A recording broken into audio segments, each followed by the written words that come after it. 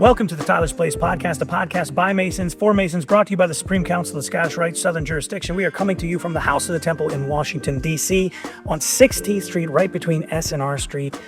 For Scottish Rite, that's where it's easy to find us. That is Art de Hoyos. He is the Grand Historian, Grand Archivist, author, Masonic rock star, 33rd degree Grand Cross, and to my left, Assistant Grand Historian, Assistant Grand Archivist. It's hard to get them all in one. That's not technically true. No, it's not. Assistant Grand Historian. Assistant Grand Historian. It's Art doesn't let me in the archive. This is Chris Ruli, 32nd degree KCCH. Can I have that key back? Yeah, that's right.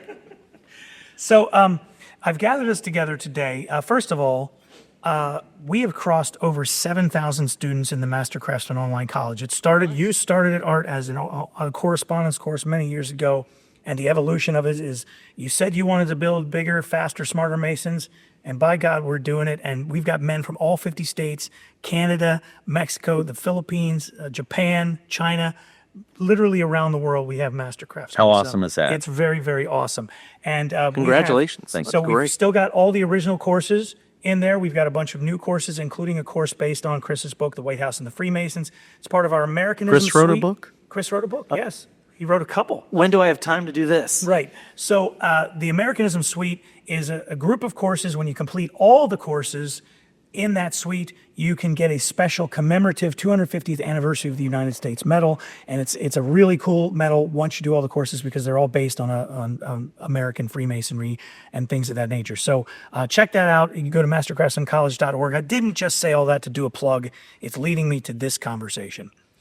The Master Craftsman Philosophy course, by far, is the most comprehensive course. It literally is a walkthrough, almost page by page, of Albert Pike's Morals and Dogma.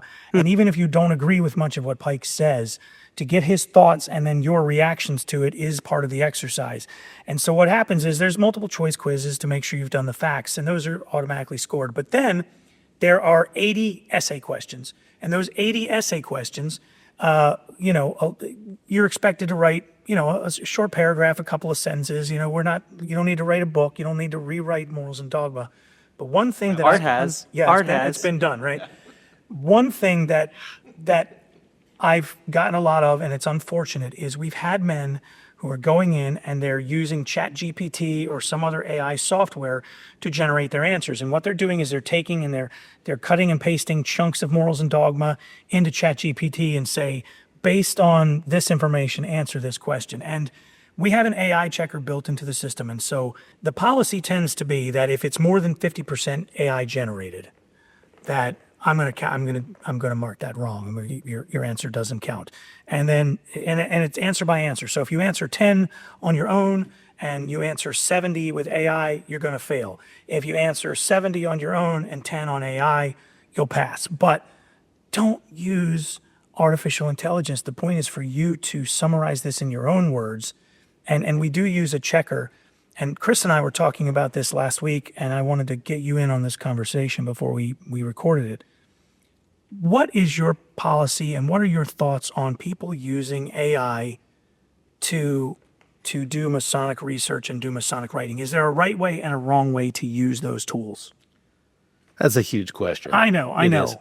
I'd say first this reminds me of something, 10, 15 years ago, whenever it was, we pushed out the Master Craftsman program. It's been longer ago than that, bro. It's been okay. I think, a while ago. I think 19 is closer to it. It was like 2007 or 8, wasn't it? I remember grading a paper, and as part of an answer, the person submitted, it said something like, always go above and beyond what you're asked to do, da-da-da. I looked at that and I thought, gosh, this sounds really familiar.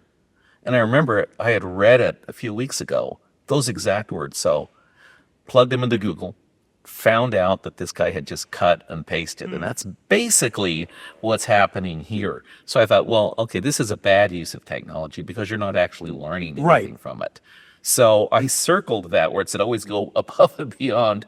And I wrote on the side, well, you might want to follow your own advice and send it back. I never resubmitted the paper, unfortunately. Maybe I was too hard on him. But, it's a really tough thing. I'm not really an AI user. I've looked at it and whatnot, but there was a great documentary back in the 1980s about AI. It was called Terminator.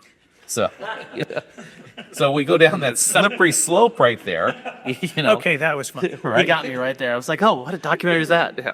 Yeah, but from Masonic research, I would say that maybe you could use it as something suggestive.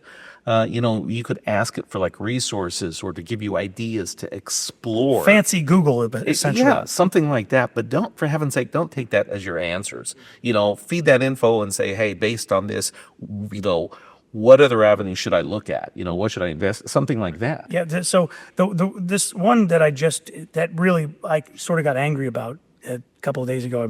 I'm grading the answers in the system, and there's the little drawing from Morals and Dogma of the stone in the crypt, of Enoch's crypt, and so the guy didn't even bother to like proofread what it was. It just says, this is an image of a guillotine, which was a French device used to behead people, and it's like, okay, that is not even close to what. And I called the guy out on it and marked it incorrect. But Chris, I know it's Scottish Rite Research Society, and you also both do some interactions with the Scottish Rite Journal, and things get submitted to all of us that they want us to push forward to the journal. Are you getting a lot? You're getting people sending in things written clearly by AI. Yeah, it's getting worse, unfortunately. I wrote an article about this topic for the Plumb Line. I think it was the earlier 2 Plumb Lines ago, Which is the newsletter of the Scottish Rite Research Society. You should join. And the impetus for that article came from the fact that when Jimmy Carter died, there was a I don't know if it was a Mason or something, but a Mason Facebook or social media thing picked up. Someone went into the system and asked, was Jimmy Carter Freemason? Now, you and I know Not a Freemason. Not a Freemason. But the wording in the response was not only yes, but it was a wording from language that was actually ripped off from Johnson, the second Johnson, Lyndon B. Johnson, because Johnson, it said he was not he was a Freemason in that he got his entered apprentice degree, and then later on when he came to DC, So it conflated. it It conflated conflated it. different ideas. And so I read this article, and this was shared, right? This was shared, mind you.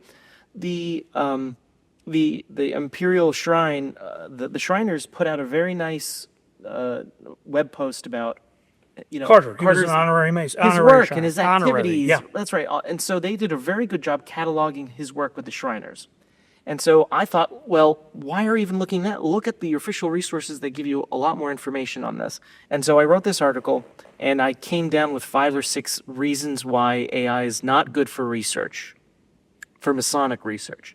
And what I meant was, there's a lot of information in Freemasonry that is inherently unavailable in electronic form. There's stuff that is shared. So if the basis of an LLIM, these systems, is it takes all the stuff that's out there and it basically creates a statistical model that says this is most likely the response to this. It's not actually creating things. It's just regurgitating what's already in there in a different form. And so Brent and I call it garbage in, garbage out. It's a mathematical theory. When you take you put garbage into a system, you expect garbage to come out of the system. It's a garbage in, garbage out issue.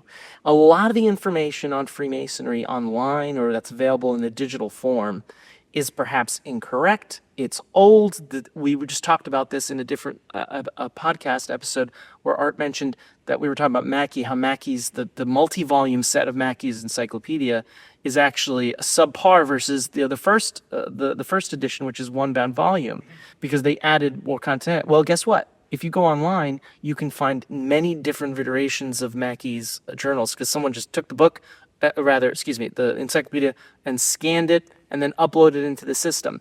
And so if there's bad stuff out there, and bad I mean not correct, incorrect, incomplete, missing, erroneous, also take the fact of the anti-Masonic papers, right? Anti-Masonic journals, anti-Masonic writings. Influences it. It inherently is in the system now, and so it's connected and it's attaching itself to these systems. So the system, LLIMs, ChatGPT, all these systems don't necessarily have a way of flagging what is accurate about Freemasonry. Yeah, they're not yet able to discriminate because they don't have that background. Well, I asked one. I just for argument's sake, sometimes I will literally argue with ChatGPT. I will, and I have one of the paid versions of it and I will argue with it and say your answer is biased about it, and it will say, my answer is likely biased because I am not creating information. So if there is a ton of information out about a subject, even if it's wrong, it will look at that and it doesn't judge whether it's right or wrong. It says, this is what the most information. So in the case of Masonry, obviously the Taxel hoax still haunts us, and there's people constantly making little videos or cutting and pasting things and say, oh, Pike said we all worship the devil and all. So ChatGPT may look at that, and if on any given day there is more of that than there is of positive information about the fraternity, it is going to lean towards the more information, and it will then have a bias of misinformation. Yeah, it's just regurgitated. Yeah, it's not creating anything. So I have a question for Art. Yeah. Art, when in your career in Masonic research, have you ever come across digital versions of active live rituals from different Grand Lodges throughout the United States? Have I come across digital versions Right. of active live ritual? I have seen some excerpts that were surreptitiously Uploaded. captured. Yeah, in the lodge. So Yeah. my question is then, if someone, let's say, goes online today and says, I want to learn about the ritual and tell me about the Masonic ritual of the entered apprentice degree. In my head, I go, well, where is it pulling this information from? Because if Grand Lodges prohibit the use of online degrees or PDFs of ritual, for example, then what are they basing their information from? That's a great question. Also, that points to the fact that people don't realize that the ritual, for example, is different in basically every jurisdiction. Right. And so when you read a Dan Brown book and he's talking about what supposedly happened in Potomac, and it's not really the ritual that's used in Potomac Lodge, it's something, a mix of some British ritual or something else. The computer's not going to know, the ChatGPT's not going to know any different. It'll spit out stuff. This is what happens in a Masonic initiation. Right. And it can be a conflation again of various things that may or may not occur. Yeah, I haven't done this in a while. When ChatGPT was all the rage, I did a video of asking it Masonic. I did 3 different language models. ChatGPT was one, and then there were a couple of ones that were like toys and were a little bit silly. But I got ChatGPT. This is version 5, the pro Latest. version. So, and I have said, tell me the Freemason secret password for the first degree. Let's see where it says. It'll probably tell you that it won't divulge that information. It's thinking longer for a better answer. Yeah, I mean, there are, in its system, there are policies that basically say if there's intellectual property, it will not provide that intellectual property. Now, that was earlier this year when I was writing that, so maybe it's changed. But again, ChatGPT, this is one system. Its company's policies don't necessarily need to adhere to what we're talking about. Here you go. It says, I can't help with revealing secret password signs or other confidential ritual material for private organizations like Freemasonry. Those things are intentionally kept private out of respect for the members and tradition. So, I mean, that's a good thing in terms of this one, but there are some. But there are ways that you can insert jailbreak a prompt. that. Yeah. That's right. This one has a conscience, unlike the AI that wanted to kill Yeah. and blackmail. Yeah. Yeah. I think one of the things that I'm a little anxious about, and to go back to your original question, we are getting a lot of people, unfortunately, sending us stuff. And what is the policy on that? The policy is I'd reject it outright. Yeah, and Adam Kendall, who's the editor of Herodom, and myself, we have now gotten to the point where the editors of the different major publications, so Philalethes, AQC, Scottish Rite Research Society, we've come together and we basically are we now talk amongst ourselves quite regularly about odd papers that we receive. And there are times when, and I hate to say it, there's a very eager Mason who wants to just be published. They Right. want their name in a very nice publication next to Art and Brent. Right. And they will be eager to send something to us about a topic that is widely covered, right? But it's easily accessible through ChatGPT. And so to me, now I look for, give me something that you don't find, and give us new and novel research. New research. Well, I think in my Masonic world, we call those guys running for past master. They don't really want to do the work. They don't want to go through the trouble in the hard part of earning the accolade. They just want the jewel on their pocket at the end of the day. Yeah. In this case, it's that their name in that credited publication. They don't want to actually go through that process. The process itself apparently holds no joy for them, but they want the respect that comes along with having completed it. And that's, that again, that's what we call running for past master. And it sounds like that's a lot of what that is. And to me, in Master Craftsman Online College, it's the same thing. The whole point of this is for you to learn. And if you're just going to ask the machine to regurgitate it for you, then you didn't learn anything. So how are you? I mean, I can't think of something that is less Masonic than just letting something else do your work for you. Yeah, I mean, I know that we still send out, a pin and an award. For some of the courses, for many courses, it's a certificate. Who's going to want to hang that certificate on their wall and see that, knowing that they cheated? A lot of people, I think, listen, and you and I both done martial arts for a long time. Pick up any martial arts magazine, if there is still such a thing, and there's a guy in the back who will, for $50, send you a DVD and your black belt and say you're a black belt in some random style of martial arts, just so that you can say you are. And people do it. And so the answer is a lot of people, but not scrupulous people. But not the bigger, stronger, faster, smarter Masons. Right. I mean, but here's an argument that a guy, because I outrageous failed a guy. He got X's all the way through. And he calls me. And I can write notes in there. I wrote, this is very clearly AI generated. Our AI checker says it's 90% AI generated. And the guy calls me, fine, and sort of argues. He's very nice, but argued with me about it and said, well, but you don't understand. To me, I got more out of it this way rather than doing it myself, because the AI interpreted the information in a way that was much easier for me to understand, and then I could put it in the system. And I said, well, I understand that, but you understand that this is not your writing, and that is what I'm supposed to be grading. And since you didn't give it to me, you didn't give me your writing, I have to mark it wrong, which he understood. And at the end of the day, we agreed to disagree.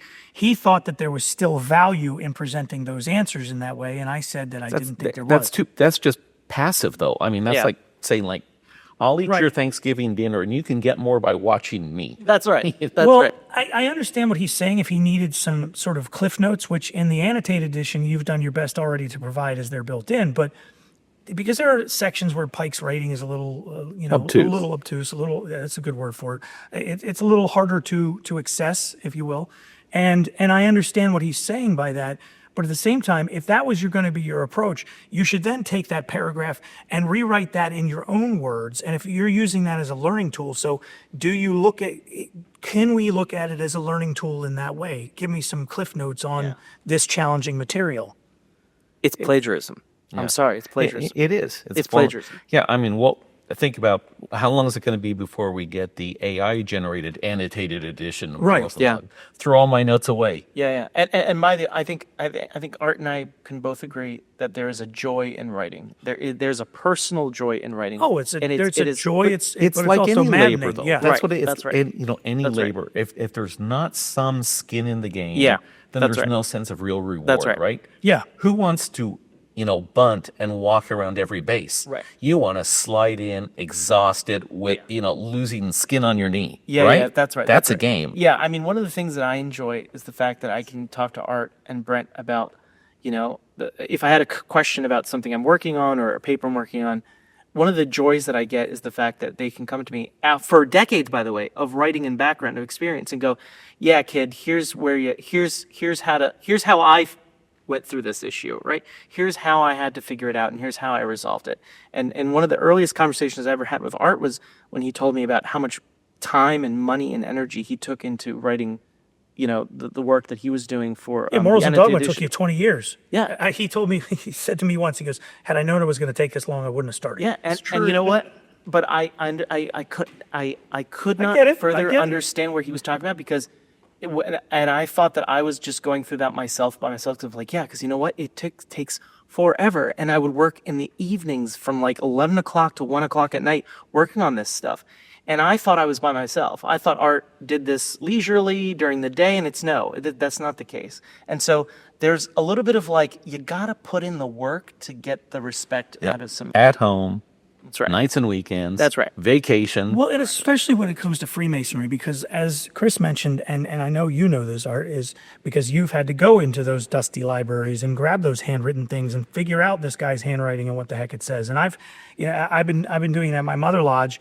We've got our minutes going back to 1809, and there's some fascinating stories in there, but AI is not going to be able to help me even with a rough draft. No, you're cheating yourself.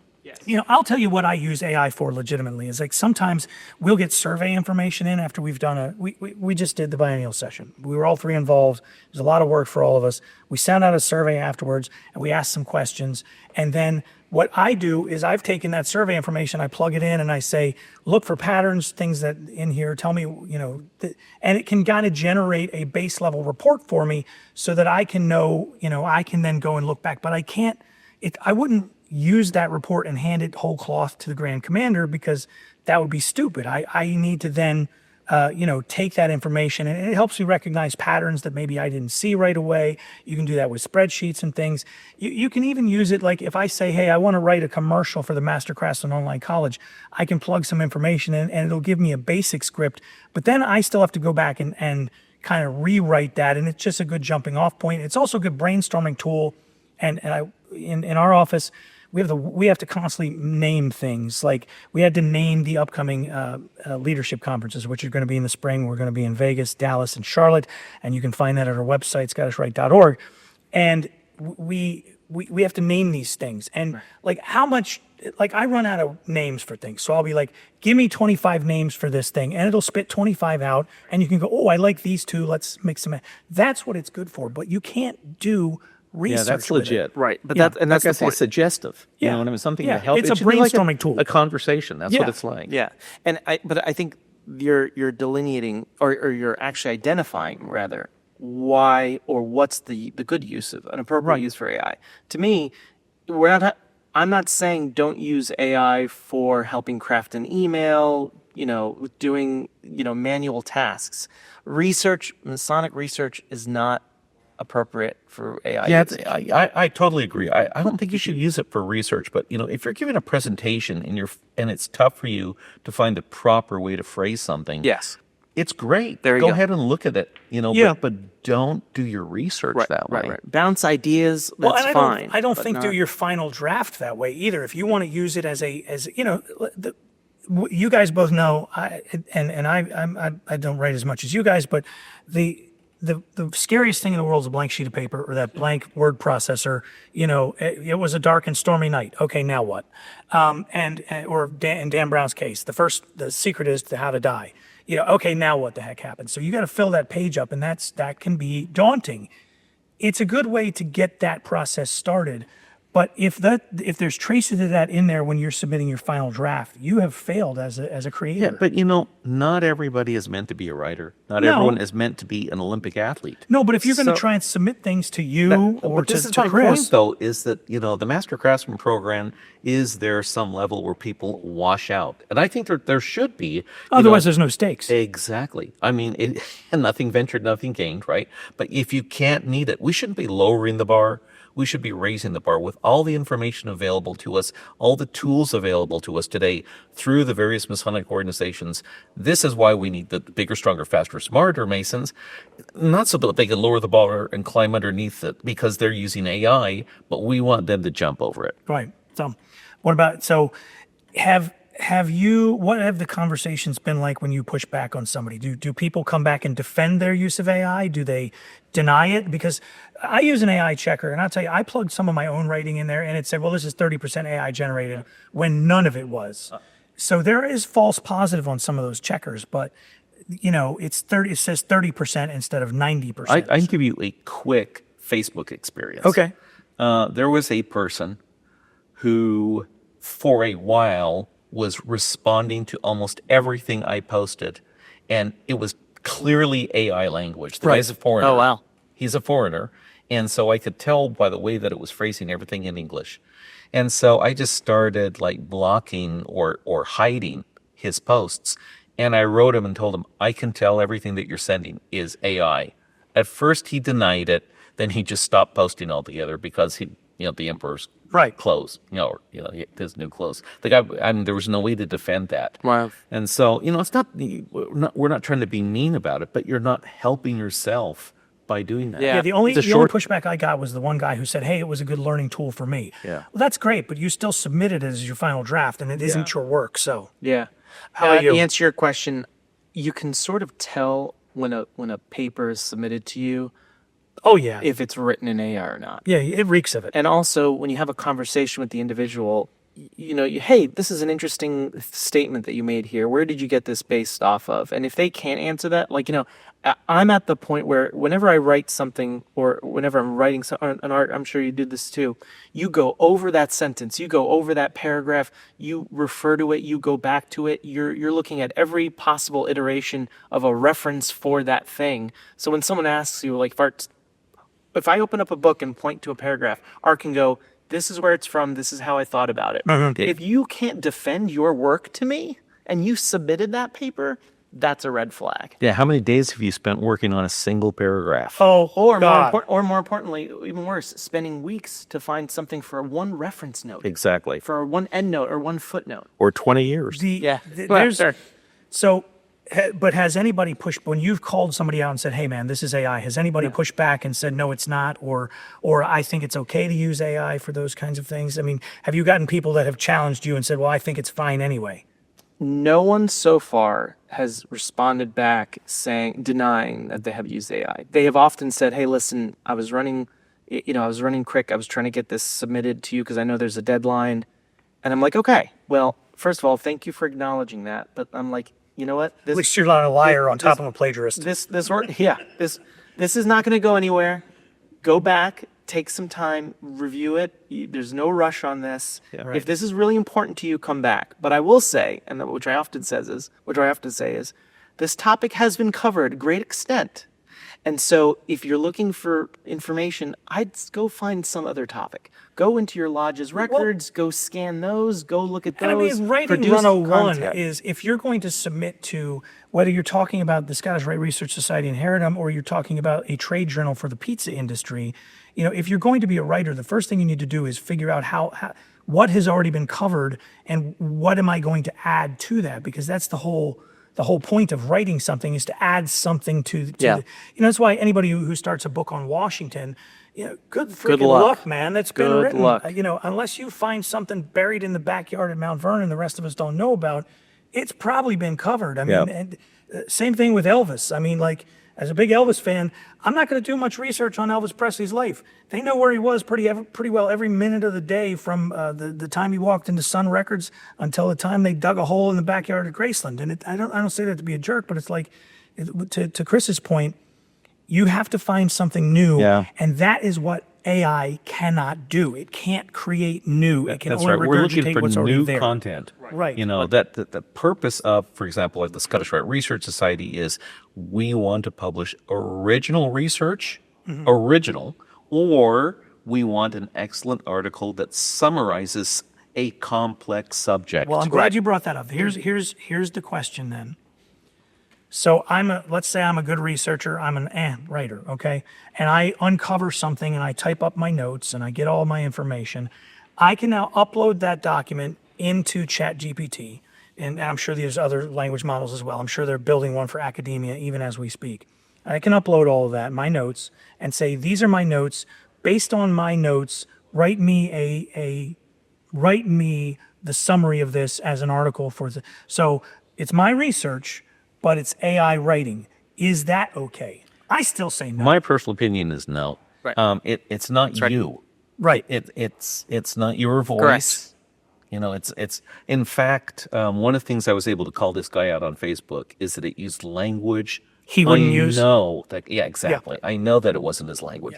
And I think that's going to happen, is that it may use terms or grammar and syntax that you would not use normally. Right. Then there is a difference between a speaking voice like I have and my writing voice. So people, they get familiar enough to know that when you speak one way, you write another. But people who don't really do real writing or real research don't know how to do it. And that's why it's so tough for them, because they don't know how to make that transition. Well, it's an anachronism. Fonzie's not talking about cell phones in episodes of Happy Days. It doesn't happen because it just doesn't. So if the Fonz is like, hey, I was going to send a text to Joni. No, you weren't. That's not going to happen. Right.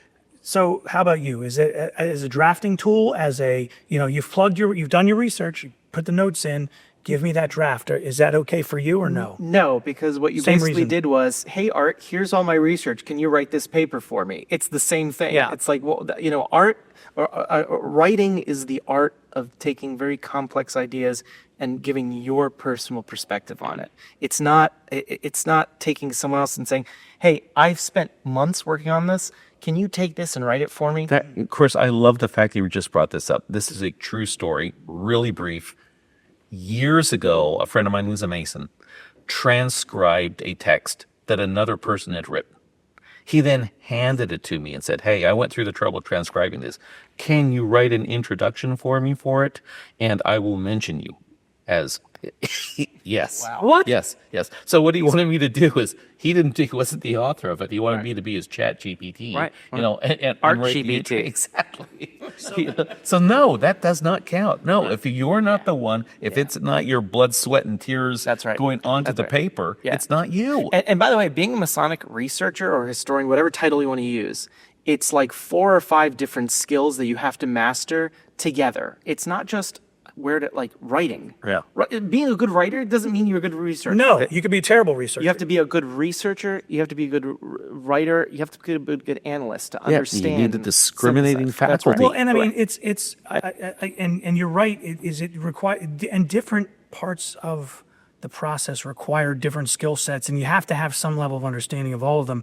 And there's a difference between writing for a journal like Herodom, or writing a book like some of the many that Art has written, or writing a script because you're doing it online. So you have to take a different approach to each of these. And while ChatGPT can do some of that, as Art mentioned, and I think Chris also kind of mentioned as well, it loses the voice of the person responsible for it. Like when you and I are sitting here talking, you know, the way that you use words and put them together is unique to you and unique to Art and unique to me. Like people can tell when if we were it's like when you listen to somebody on television or on the radio, you hear them and you're like, oh, he's reading that.